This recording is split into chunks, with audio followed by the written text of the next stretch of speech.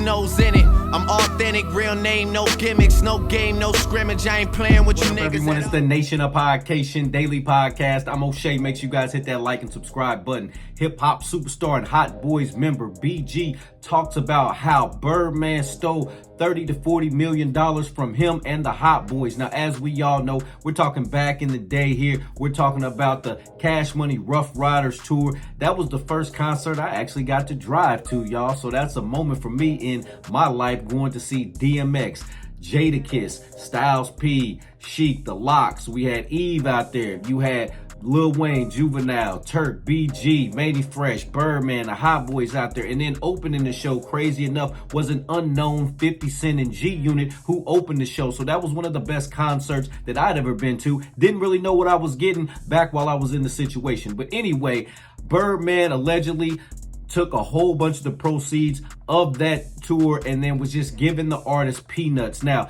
that's why we hear that BG left. That's why Juvenile left. That's why Turk left, because they like, hey, we the Hot Boys. We the workhorses. We the one putting in all the work. I know BG had like 6 albums of his own with Cash Money at that point, and the 2 Hot Boys albums. So a lot of folks in Cash Money was upset about the money, how the money was being split and things like that. Well, BG talks about how Birdman took all this money and that was the reason why he left Cash Money to begin with. Let's take a look at this clip from BG as he explains.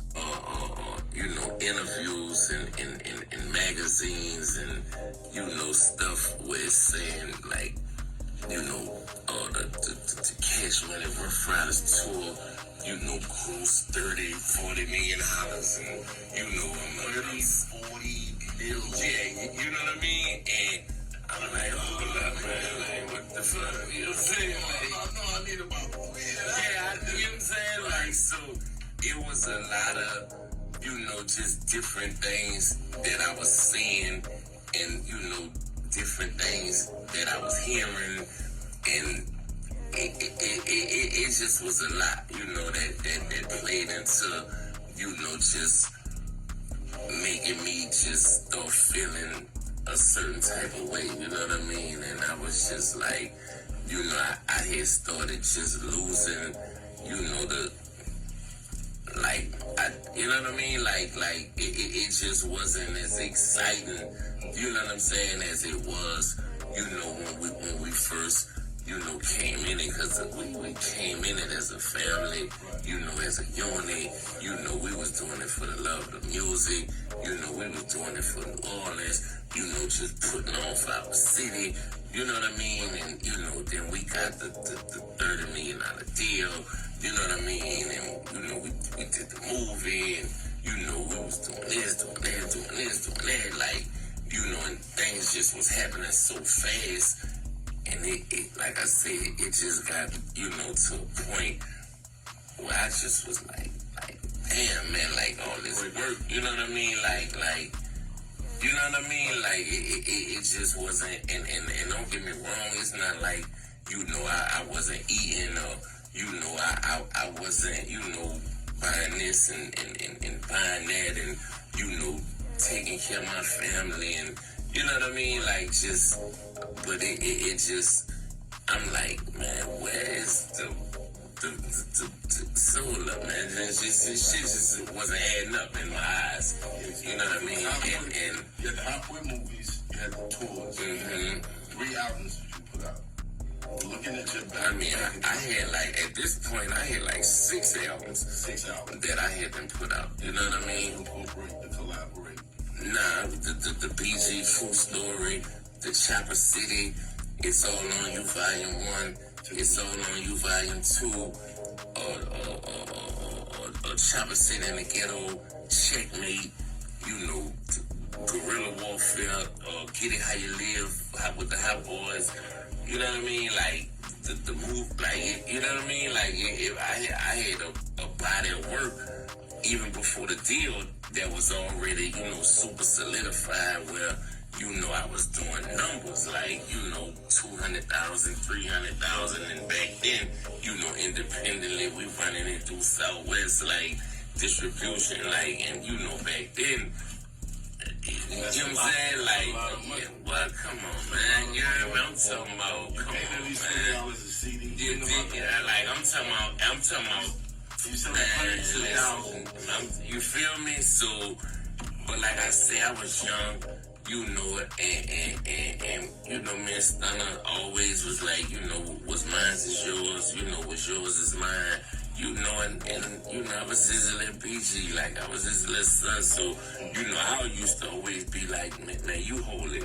You know what I'm saying? Like, just hold it for me. You know what I'm saying? When I need some money, you know what I mean? Like, and you know, it just came, you know, to a point where I was like, well, man, you know what I'm saying? I could hold it myself. You know what I mean? Because you know, I could go to him and, man, I need 50.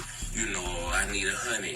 You know what I'm saying? Or you know, I need you know what I'm saying? Like, I need this, I need that. You know, I got about 300 in a shoebox. You know what I'm saying? In the closet, like. All right, Nation, there you have it. So you got BG talking about the real reason he left Cash Money Records to begin with is because Birdman was making all the money. He looked at him as a father figure, and he was thinking he was putting his money aside for him. And he said Birdman was taking care of him, giving him his money and giving him stuff when he needed it. But it got to a point where he's not little BG no more. He's grown man BG, and he wanted to get his money. Like, give me all of my money. Whatever I'm owed, whatever you put it aside for me, give me my money. And he wasn't trying to do that. So BG had to do what was best for him, and he left Cash Money. And I can respect that because BG, he built Cash Money. Without BG, there is no Cash Money. Like he said, he had the BG's True Story album, the Chopper City album, It's All on You Volume 1, It's All on You Volume 2, the Chopper City in the Ghetto, the Checkmate album, the Guerrilla Warfare album, the Get It How You Live album. So BG was part of 8 albums for Cash Money.